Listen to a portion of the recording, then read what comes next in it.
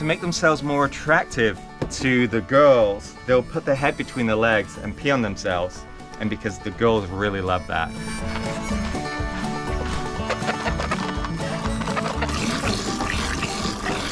And it's also very good for your hands too. If you have a little arthritis, it will warm your hands right up. Now buy you my shirt. Come on. But they do like to bite on little things, right? Not necessary. Nope. Hey, taking my shirt off. Nope. Hey, stop. All right, something different today for my channel, but something I've really wanted to get into for quite a while, which is to do more of a long form video format where I find interesting people, I interview them, we learn about their life philosophy, what they do on a daily basis that may be quite unique and different than what we do. And I think the only way to do that is really a long form where you just keep the camera rolling, there's not a lot of editing, and it's more of like a tour through their day and learning from them. So today I'm about an hour and a half south of Los Angeles. I'm gonna meet with my friend named Warren. He has a small homestead farm. He has chickens, he has goats. Let's get into it. So I'm here with Warren and we're on his farm here. We're near Lake Elsinore. And what's the forest, the national forest up here? Yeah, we're around the border. The property over is all the national forest. Hey. I know. There's no one paying attention to you.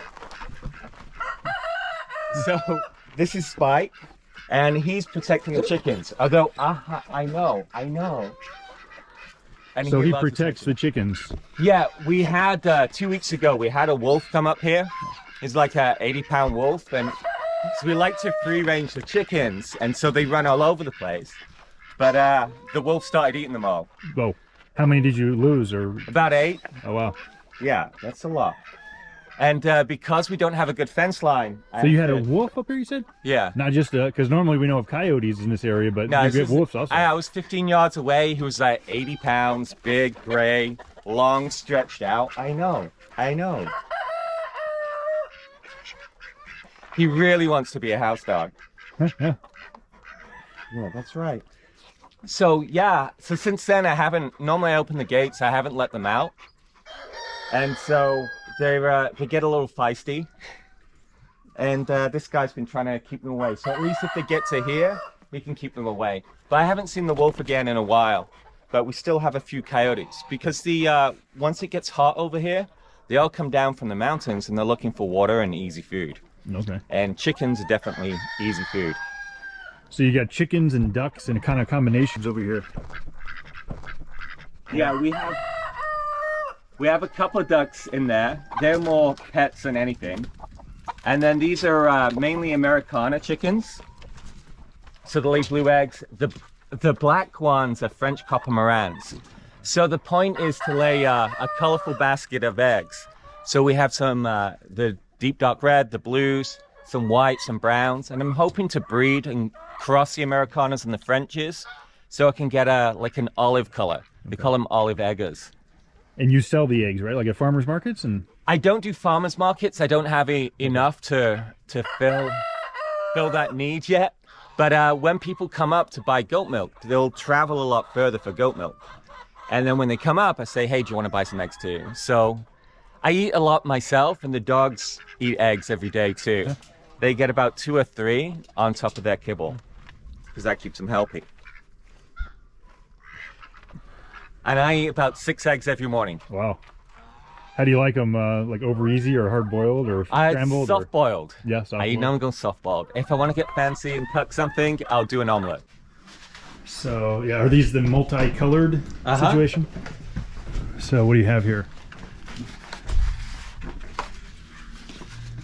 So this is what the eggs look like. So we've got and a free feather. The Americanas, so they're like a pale blue. Then you've got the leghorns. So there was the white cock with the red top on. So they like the white eggs, and they're what you get in the stores typically. Then brown eggs, and then the darker colors are more morans, although they usually come a lot darker than that.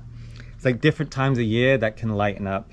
And so I like to make a nice rainbow color. And so what I'm trying to do is breed a combination between that, or be a darker one, so we get like a dark olive color in between, and you can get different shades. But that's the idea. So we have a leghorn, which is the white guy down there. That breed lays the white eggs. So they're traditionally what you might see in a supermarket. And that's what you see, like those really big, like corporate farms. Is that style, like the white? Yeah, they'll have that chicken. That's the only like heritage chicken they'll run. Okay. Because it's very efficient, cost efficient when you're looking at the food. And then the other, they do something called the Super Layer 3000. It's like a hybrid, and it produces a lot of eggs really quickly, but it dies around 4 or 5 years of age. So that's not good if you want to do something more hobby farmish. Because they don't care, because after, on the 4th year, they'll usually kill all the chickens and then use them for dog food. Oh, wow. Because the chicken production rate slows down once you get past the 4th year. Okay. The egg production, they'd stop laying eggs is mostly, or? Yeah, it slows down over like a full 7-year period. Okay. And the best years are like 2nd, 3rd, and 4th. Okay. I want to increase the flock a little bit and try and get those olive-colored eggs and the other in-between shades. So you're, in addition to making eggs for food, you're also doing some breeding to get some eggs for fertile eggs. Yeah, so I can do hatching. Gotcha. And that's one of the things you can do. So you can sell the hatching eggs as well as brood them and get the small chickens and sell chickens and adult layers, or pullets they call them. Okay. I was trying to get this rooster close up, but he's not letting me get too close. See if we get a little crow going.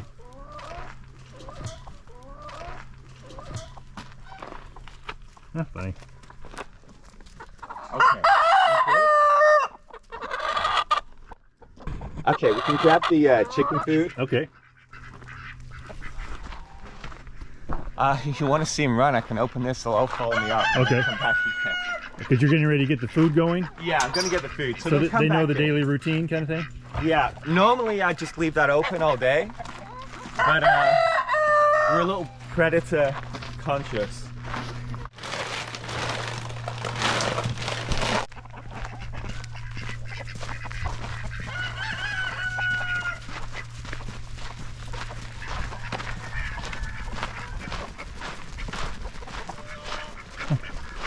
So the ducks jump right in there with everybody else. Yeah, the ducks get along with chickens pretty much.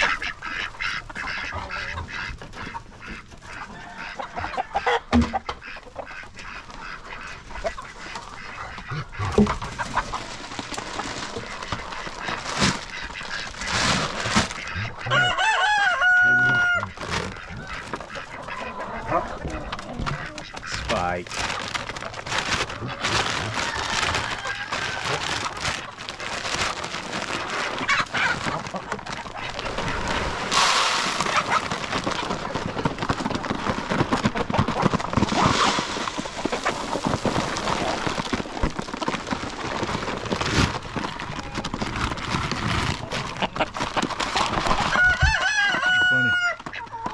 And this is like a typical, just a pellet for egg laying pellet kind of thing? Yeah, it's an egg laying pellet. When you started this farm, kind of what was your plan or your goal? Make money, have a hobby kind of thing? It's like a semi-retirement, easier way of living rather than doing a corporate grind. You don't make as much money, but you enjoy the life. You don't go on vacations because this takes up so much time. Every morning, every evening, you've got something going on. And then in the afternoon, you're probably doing some construction and development. I know.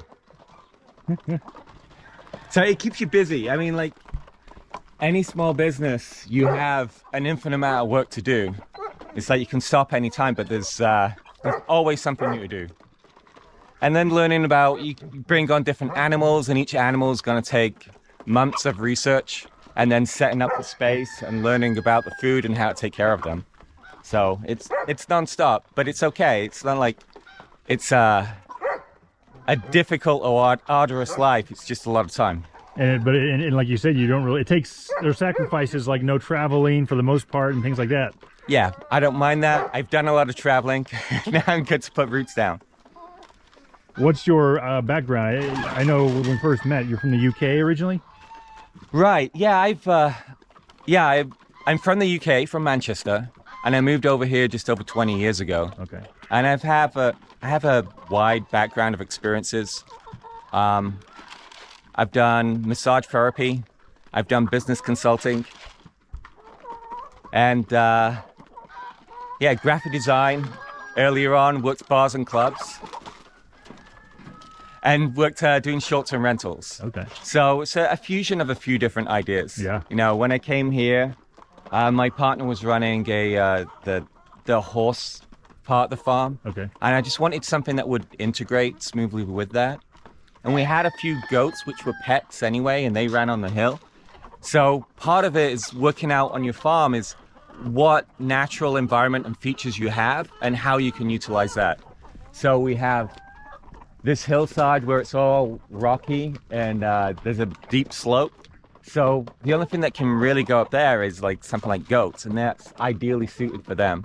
And you do a combination of some meat and some dairy goats? We have some meat goats, but they were really pets. Okay. They were initially used just to keep the brush down, Okay. fire control. But I like to do dairy. I don't really want to kill my animals so much. Yeah. Okay.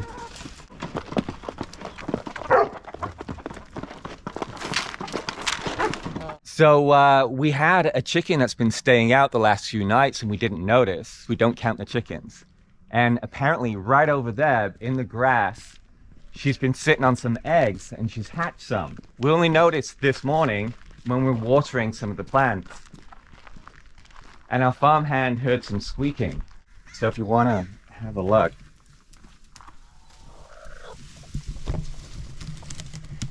She's there sitting on a baby chick. Yeah, I don't know how many eggs she's been sitting on, and there might be some more to come.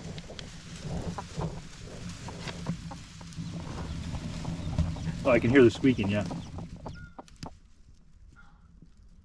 Hi, girl. So they must be just barely hatched, maybe. Yeah, they could be maybe just hatching right now.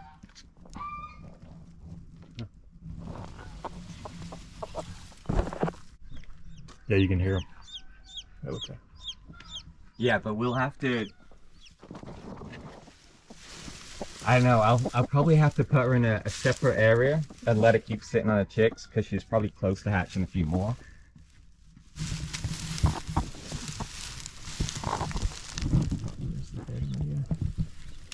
Oh, I can see some eggs down there, yeah.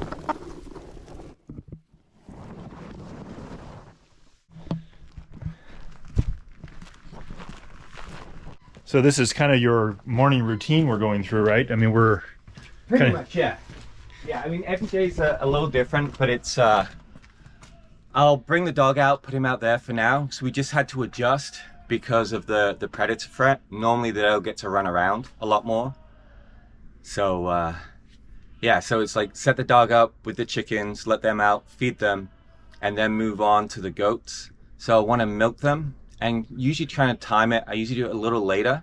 So once I finish milking them, I can put them out on the hill. So that gives them free range time, usually from 10 till 4. There's less predators around then. And then the dogs, they're bred and trained to just stay around with the goats and the chickens all the time. And they keep them safe. Is there a certain training routine you have to go through to make them know what their job is, or? Initially, when you have a livestock guardian, you want to put them, have them sleep as close as possible to whatever you want to protect.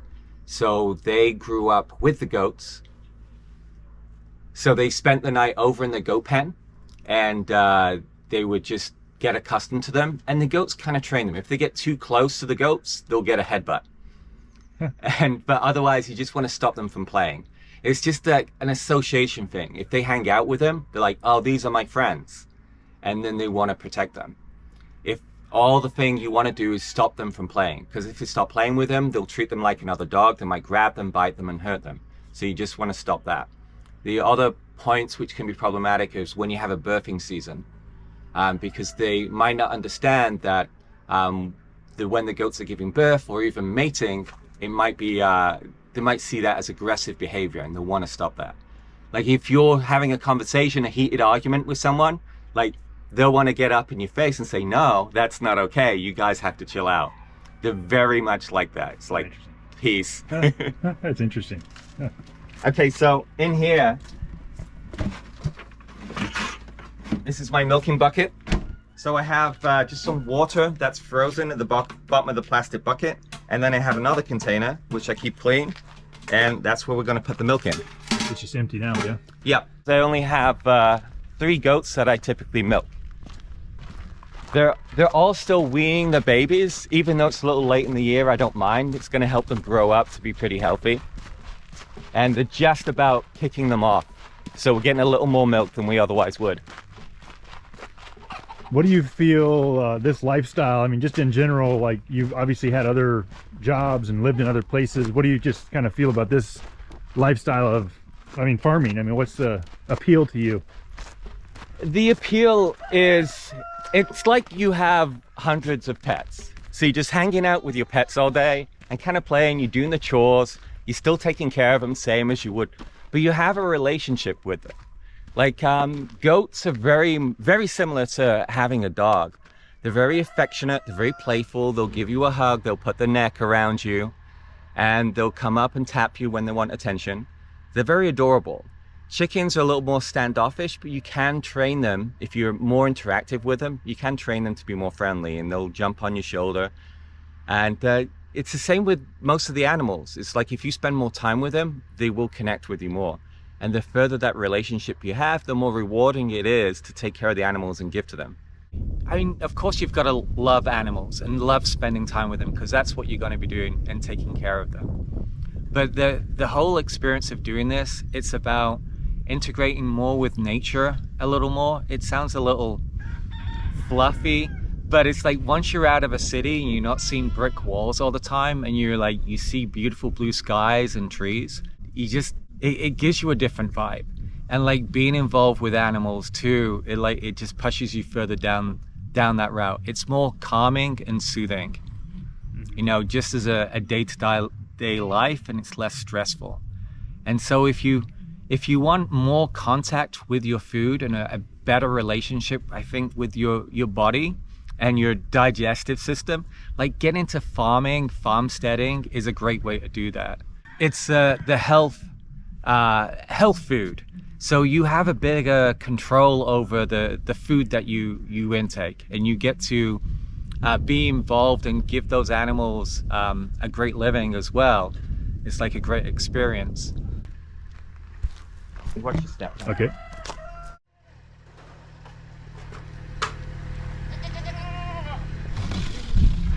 There you go. Yes. Do you want a treat?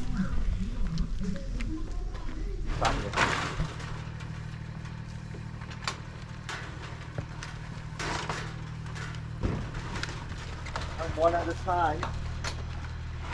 One at a time they can come out. And she goes straight to the milk stand. So she knows what she's doing. Yeah. She's like, give me the good food. Because you give food as you're milking, and that's what the draw is to the milk stand? Yes, that's right. Okay. So first thing we want to do is just clean the udder, the bottom of the belly.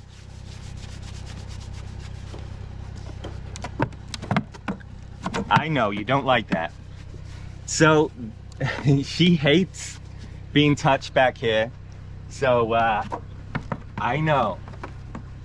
So I have to tie her legs, so otherwise she put her foot in the bucket. Okay, I'll give you something to start. And now the interesting thing, I wanted you to talk about your different types of goats. You have are they called mini Nubians, is that right? Yeah, this one's a Nubian. Okay. So she's a little bigger. I just gave her some alfalfa pellets. Hello. Yeah, so she's a Nubian. She's the bigger variety that we have.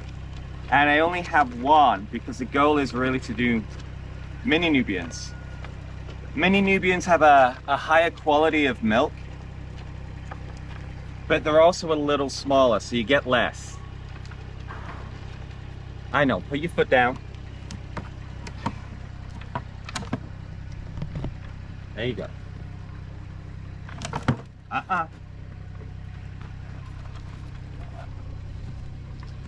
And like you said, this is because she'll kick as you're milking. Yeah, she always does. She's a pain in the ass. she'll go ahead and put her foot right into the pail. So there's a mix of grain and alfalfa pellets here. They need the extra energy from the grain, and it's calcium enriched because they also need that to make good milk. And it has different nutrients. So if they don't have all the right nutrients, which you can't always get from forage, then the milk quality is going to be a little lower.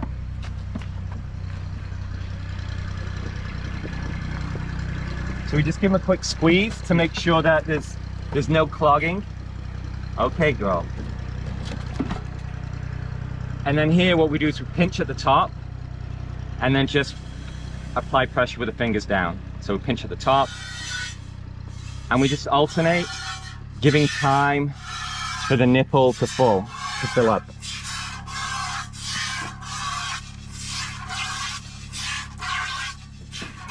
So you don't pull, all you do is you pinch at the top and then run your fingers down. And you were saying that goat milk has become quite valuable, right? Especially raw milk. Large dairy productions won't do raw milk because of the liability. Okay. The government generally doesn't want people producing raw milk. Because what's the other alternative? Pasteurize, is that what they call it? Yeah, if you pasteurize it, but then you kill all the healthy bacteria that's in the milk, and that really helps people's guts. Oh, the healthy bacteria. So pasteurized is not as, yeah, so the raw is much more healthy for the gut. Yeah. But what are the downsides? Like it doesn't last as long, I guess, on the shelf, or? You have to be super careful about your cleanliness when you're milking the goats. If you get too much bad bacteria, it can win the war and then it can go off faster. But the benefits outweigh any small risk. I believe one person dies of raw milk poisoning every 6 years. So you said there's a good market for the raw milk. How much can you sell? Like, I don't know, what do you sell it by? A half gallon or? I sell it by the quart. Okay. I think that's a little easier. Some people just want to try it because they've never had it and they're unsure if it's going to taste goaty.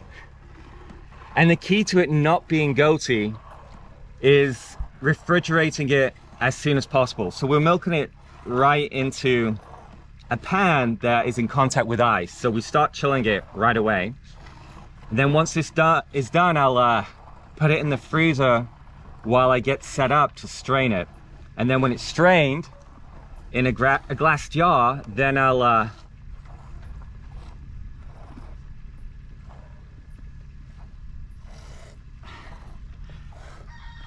put it in the freezer for an hour and then into the refrigerator.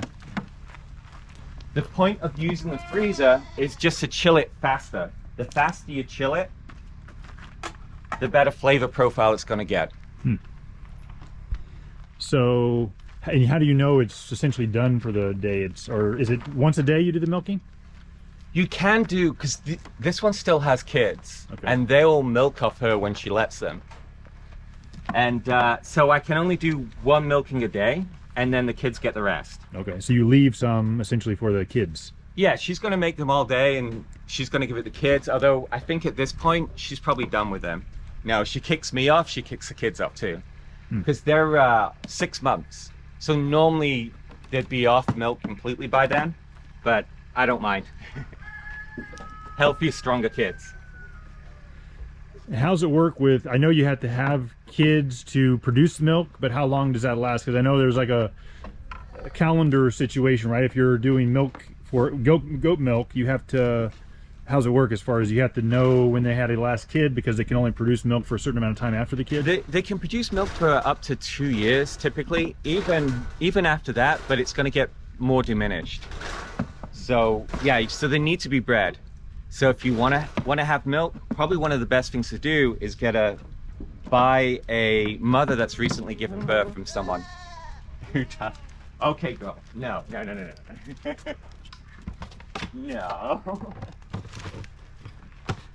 Give me the easy food.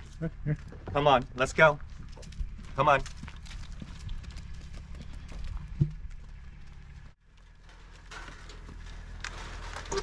So the ones that get milk know their place, and so they know when to come out? Yeah, they have an order. Normally it's the Nubian will come out first. Okay, and that's the one you just did? Yeah. Because she's the boss. Okay, girl, come on. And now what's this one considered? What type of breed is this? So she's a mini Nubian. Okay. She has a lot of Nigerian dwarf genetics, because you can tell her ears are airplane ears. Okay. That's right. Come on. So tell us what the mini Nubian is. It's a kind of a recent breed, isn't it? Like kind of a... It's a cross. So it's a cross between the Nubian, the big black girl that we just had up here. Come on. This way. Come on. Come on. You come down. Work it out. Come on.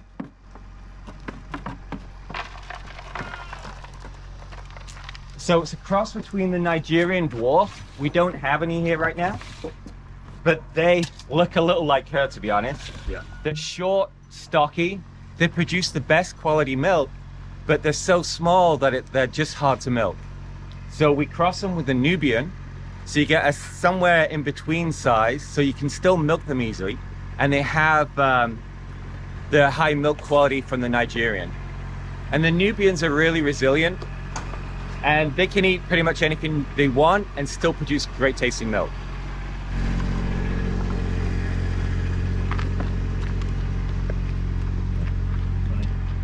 She's finished growing. I think she's about 18 months old, so okay. She's not going to get any bigger. So you don't need to do the tie-in of the legs with this one because it doesn't mind too much? Yeah, she won't kick.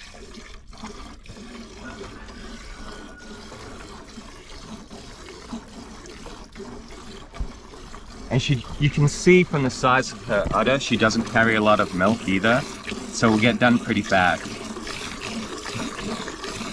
So you're pretty good at that. Every day, I guess, experience. It takes about 1 week. Yeah. Yeah, the first few times you do it, it takes about 15 minutes. And it's also very good for your hands too. If you have a little arthritis, it will warm your hands right up.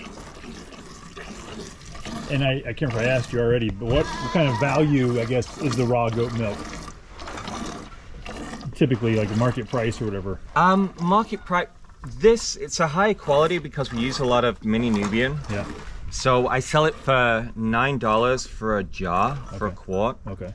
And I guess that jar costs $1.50. So it's that makes it $7.50. For you getting that. Yeah, $7.50 for the milk, $1.50 for the jar. I see. Yeah. Yeah. And there's a fair enough market around here because we are in California. If you're in Ohio, you might only get $4 for a quart. And you said you just sell to kind of people who know you and things like that? You don't go to like a market or whatever? Yeah, normally people will find me through Google Maps, and there's a couple of other places online. I think it's getmilk.com, and there's a few other places where people want get raw milk, where people who are particularly health conscious who are looking for something to assist in that. Because raw goat milk is something we should all really be drinking. And especially people who, mothers who can't milk, they can't breastfeed, and they want to give their baby something which is a little healthier. Oh, human mothers. Human mothers, yes. Gotcha. Oh, wow. Yeah, because goat milk has a smaller protein and fat molecules, so it's less allergenic. But if you give kids cow milk, a lot of the time they'll just get diarrhea, and it's not very good for them digestively. But goat milk seems to work. Yeah, and A1 milk, which is typically what we get from cows, we're more allergenic to. The reason we use that in the industry is because it produces, it's more productive. It's going to produce a lot more milk. And if you go to A2 cow milk, so we're looking at Jersey cows there, then that milk is going to be less allergenic. And then if you go to goat milk, that's the next step up in terms of bioavailability to humans and less reactive in terms of allergens. And I'll place your like links and stuff on the video description if you guys ever want to get his milk or find him online to research about buying the milk. And you sell other items as well, right? Eggs and things? Yeah, we have eggs right now and the milk, and hopefully we're going to be producing soap and other solutions for cleaning. Okay. I did try making cheese, but I don't like goat cheese personally, so I don't know if it's good or bad, and I don't know how to improve it. So I gave up on that. And these are called boar goats? Is that This one's a La Mancha. Okay. He has tiny little gopher ears. Oh, wow. I didn't notice that. Yeah, and so he's a milk goat, but this is a weathered boy. So he's been bred before, and then the owner didn't want to use him. I think they retired, and so he just became someone who helps clean the brush off the side of the hill. And weathered is like a castrated male? That's right, yeah. So he can't breed anymore. Yeah, he's a bit of a bully, aren't you? So they'll kind of headbutt is when they get a little irritated at their friends here? They'll headbutt each other? To like stay away. This is the attention that I'm gonna get. And so, because she's super skittish, I have to pick her up and carry her back in.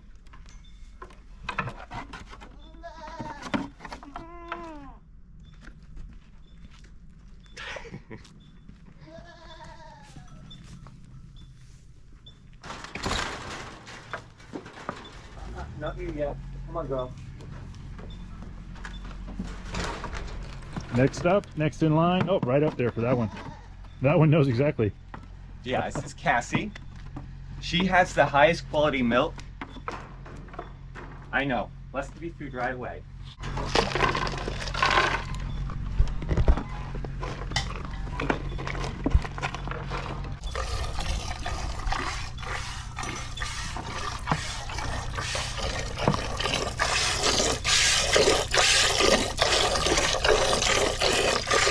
And I think she stopped feeding her kids.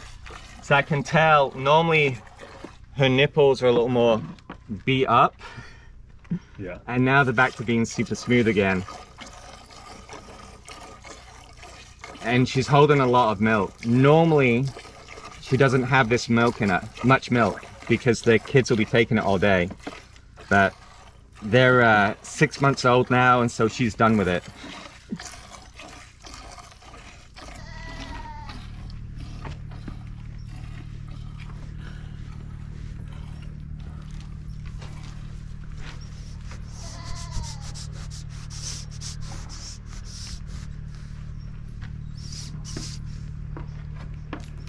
Is there like a season for having kids and for breeding and things? Yeah, the breeding season starts right now, actually. Some of these have already had the first coming into heat, and they cycle every 21 days or so. So you have to just be careful about, there's 4 intact boys currently.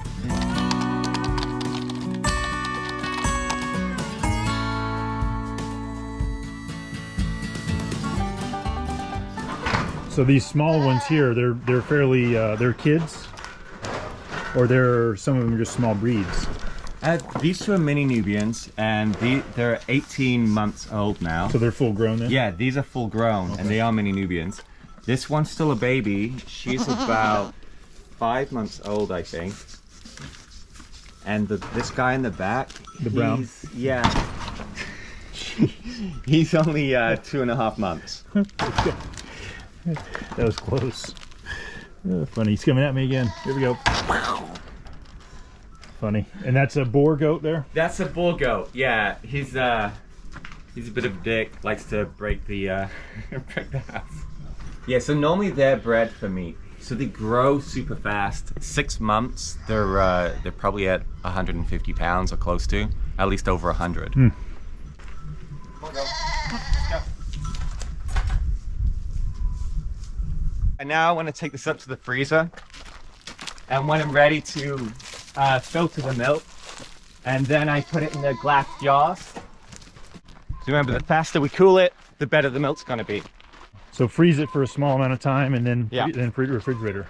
Yeah, you don't want to freeze the milk. If you freeze the milk, then it can separate the fat and the water, and it doesn't reconstitute well, and it can taste a little funny. So if you buy goat milk in the store, a lot of the time it's been frozen. If you're selling goat milk, you want to sell it fresh all the time, but what happens if you don't sell it that week or that day? So it's like, well, you can freeze it, you can make soap easy enough, or turn it into cheese. It's just two the other big things that you can do with the product. We'll get in, we'll close this up, then we'll make our way to the back so you can get in there and just scoot in front of me. Come on.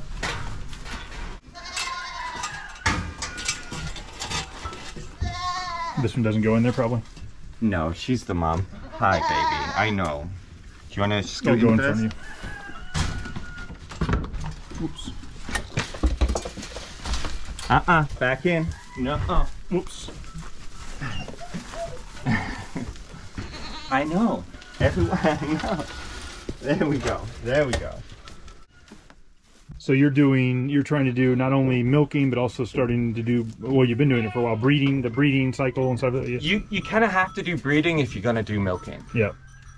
Unless you want to do artificial insemination.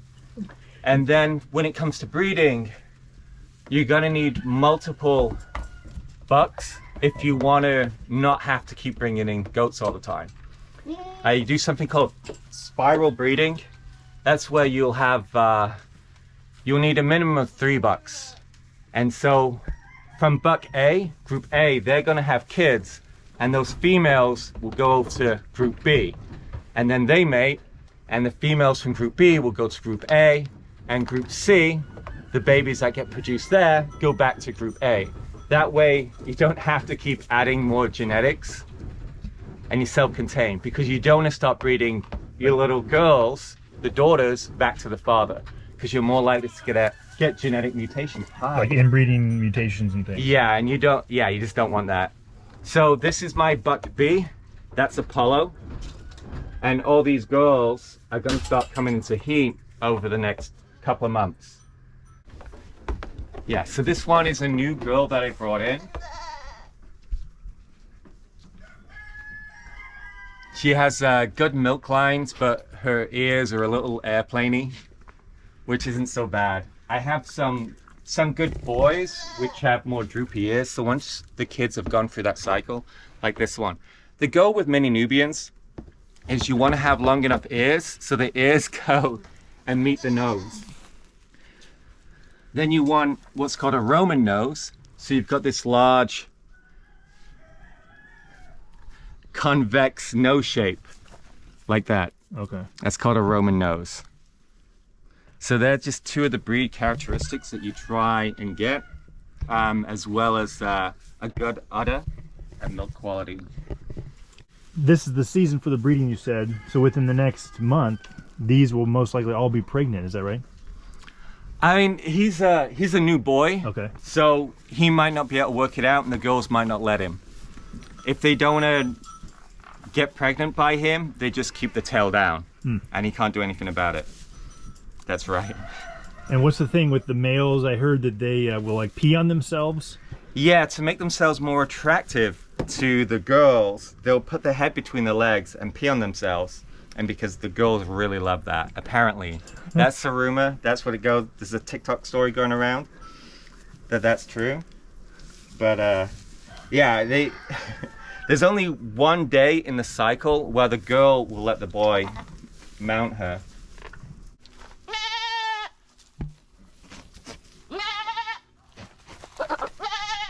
So she's giving him a hard pass. So just to explain here what's going on, this one's trying to actually breed with the other, and then he's not. The girl's not letting him.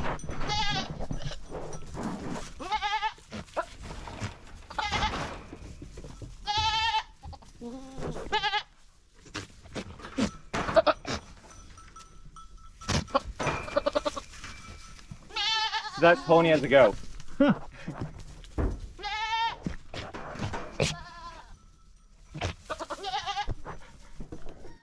Okay, you're gonna try and get out first. Okay. Come on. Please by. Okay. Don't let these guys in, right? Whoops. Yeah. Just gotta grab the necks. You guys won't stay there. Go on, Stinky. Nope. Nope, nope, nope.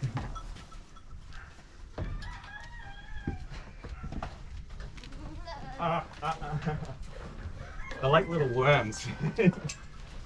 Oh no, come on guys. No.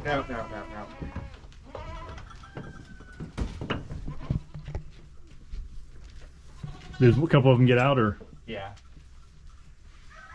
This guy's trying to scratch on me. Hey. Hello. Likes to use me as a scratching post. Yeah.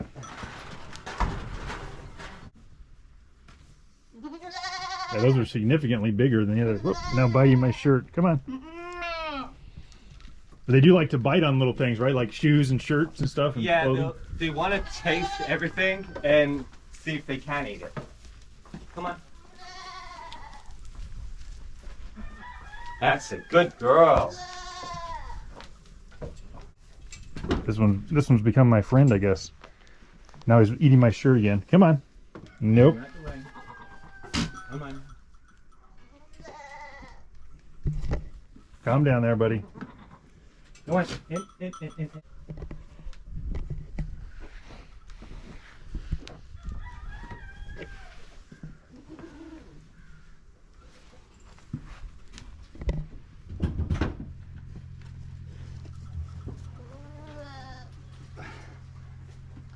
Come on.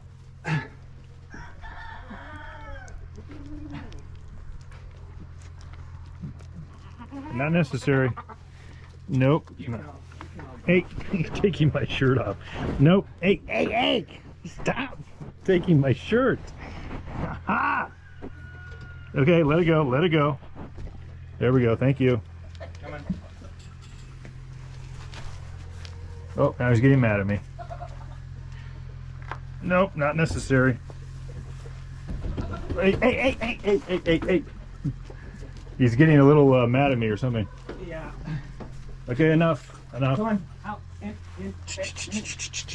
Hey. No.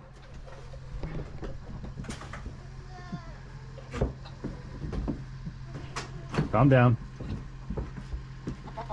Okay, back up.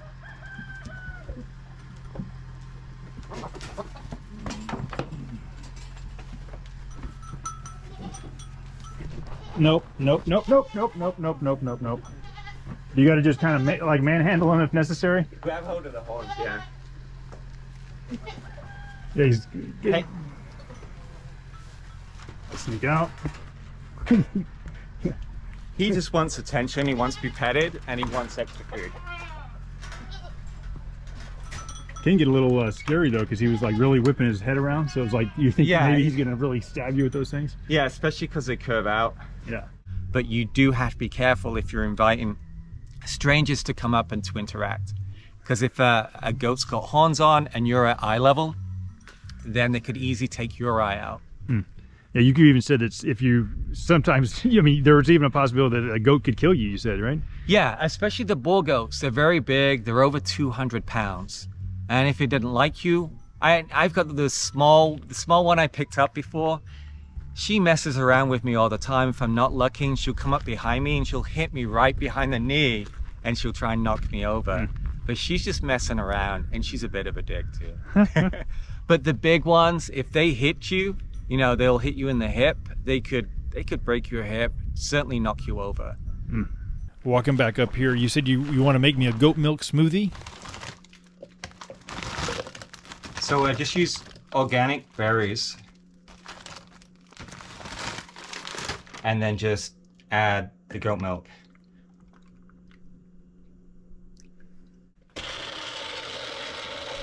Goat milk has 20% more fat than cow milk typically, and protein. So it's gonna have a thicker consistency. Yeah, it can, yeah, especially if you're trying to make cheese, and if you're using raw goat milk as opposed to something where it's like pasteurized, then you kind of need like the animal rennet.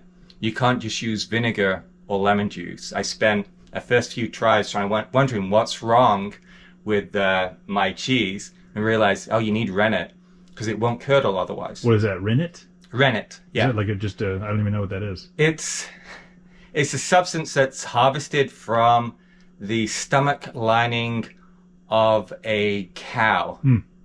It's like at a certain cycle of baby production. I don't know the specifics.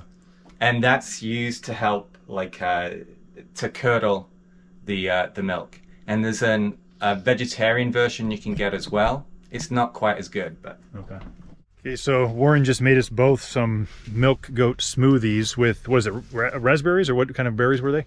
Strawberries, raspberries, and cherries. Okay, try it out.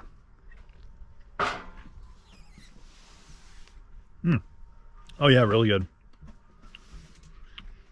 There's a small hint of that kind of fresh farm milk kind of thing, right? But it really, other than that, there's not really a distinctive taste that I'm getting from it, but other than really good. I think goat's milk is essentially one of the most valuable and healthy foods to eat because of all the probiotics and healthy nutrients that are in it.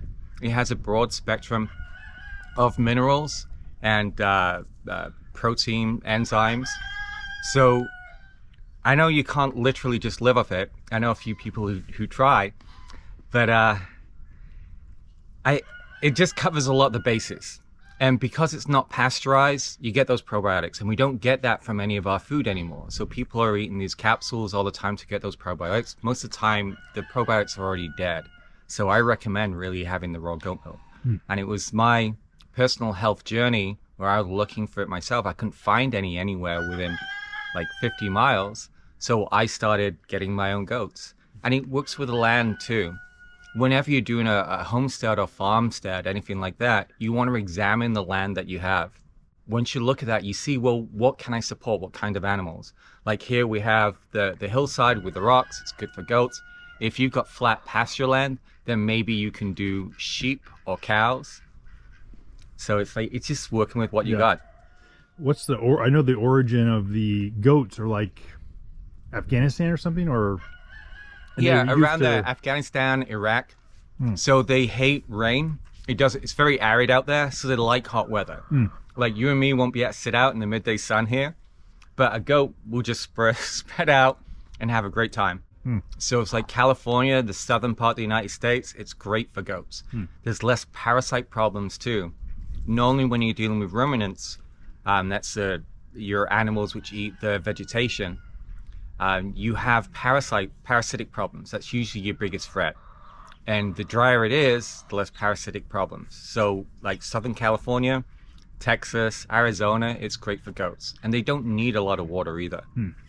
You're essentially kind of living off you're living off the land, because you said you ate the eggs in the morning. You ate six eggs. 6 eggs every morning, soft boiled.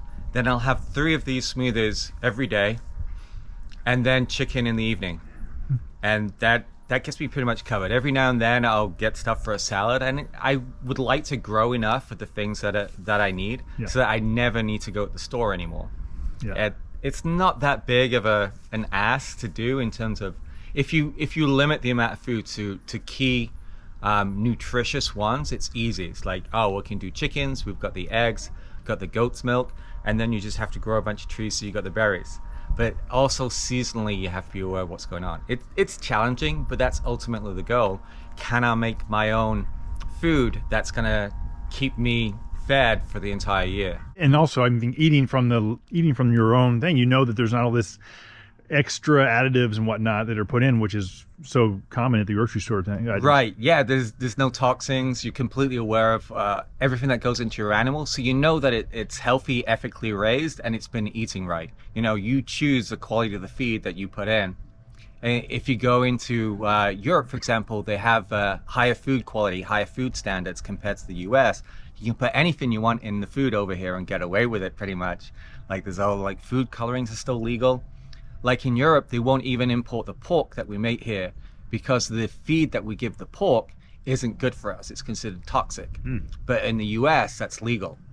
So you kind of get to know, I mean, you really are conscious about this whenever you're doing your own, you're raising your own animals and eating your food from the farm. Yeah, you have to be. I mean, like, I think like an hour a day minimum is spent doing research from a nutritional standpoint, or from like trying to understand how to take care of the animals and be a vet for them too. Especially if you live out here, we're 30 minutes away from the nearest vet, at least.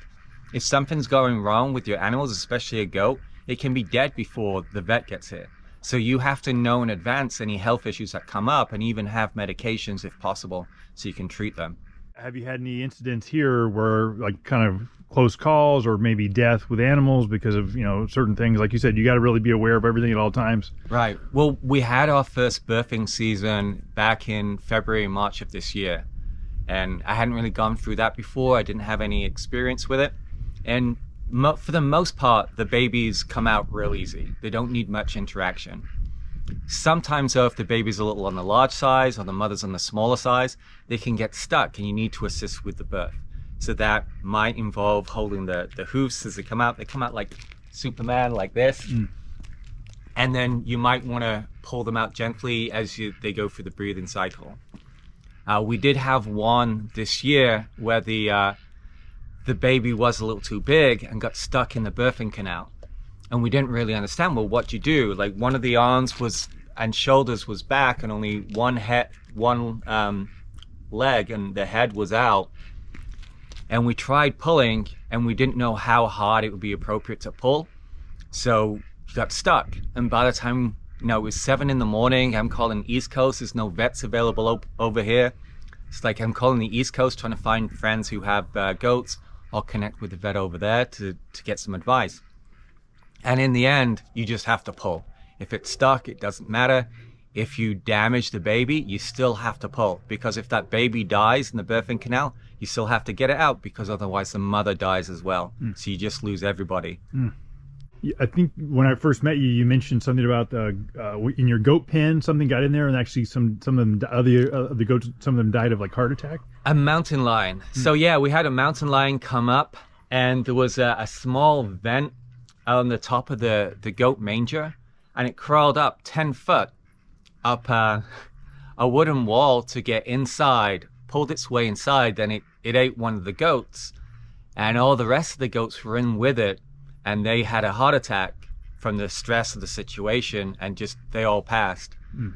I remember you said, it was interesting the way you described it before, because you said that because they're pack animals, right? Or what's the word? Yeah, they're pack animals. Yeah, they always want to stay together, and so herd animals. Herd animals. Right.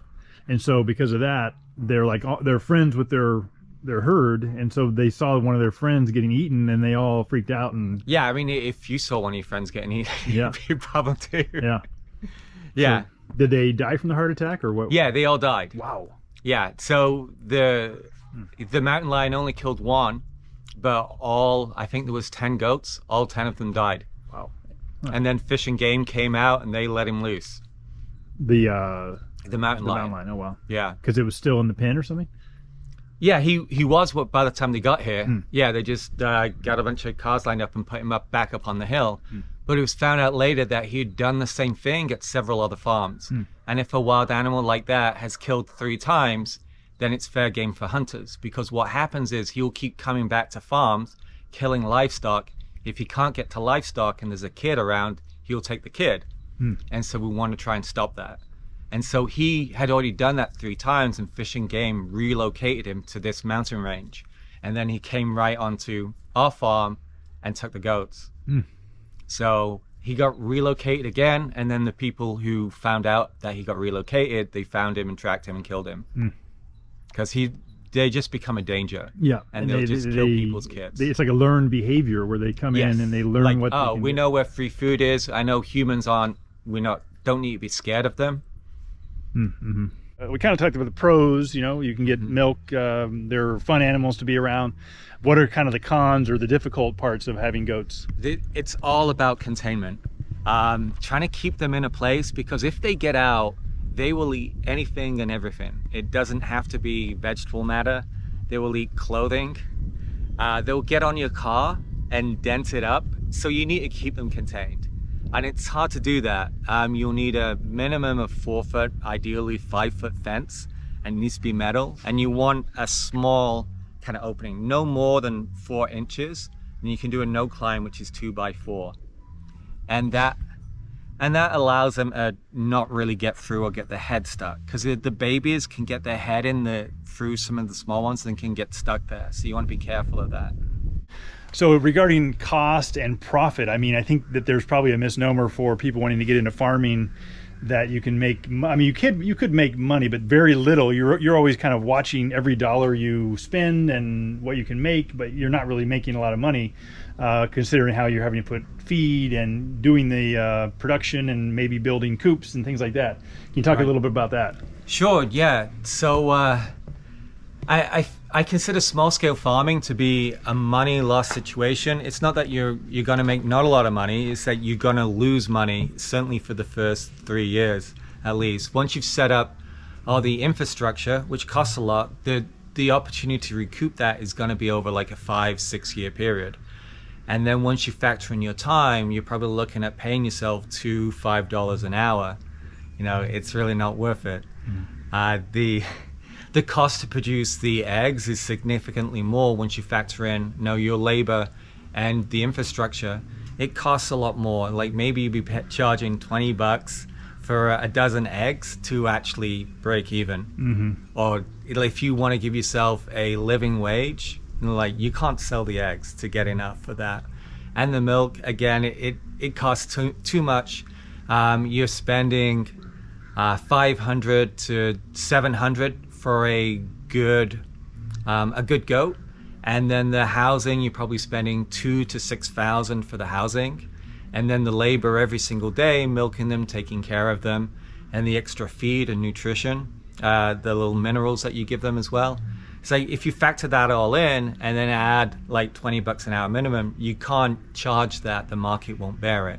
The way, you know, companies make it profitable is its volume. You need 100, 200 goats to make a living where you can actually support a family or try to. And if you're doing chickens, you're going to need a minimum of 100,000 chickens to be able to produce at some kind of volume. And then depending where you are, right now we're real close to Orange County, so the land prices here are, you just cannot do any kind of farming at all where you're going to be able to cover the cost of your land. All right, a huge thank you to Warren for his time. I don't know about you guys, but I found that super interesting. Everything from the nutrition to just the lifestyle that he has. So if you have any follow-up questions, be sure to ask in the comments, and I'll try to answer them myself, or I'll ask Warren. And also let me know what you think of this entire format, you know, the longer interviews. Let me know if you like that kind of thing. Thanks for watching. See you next time.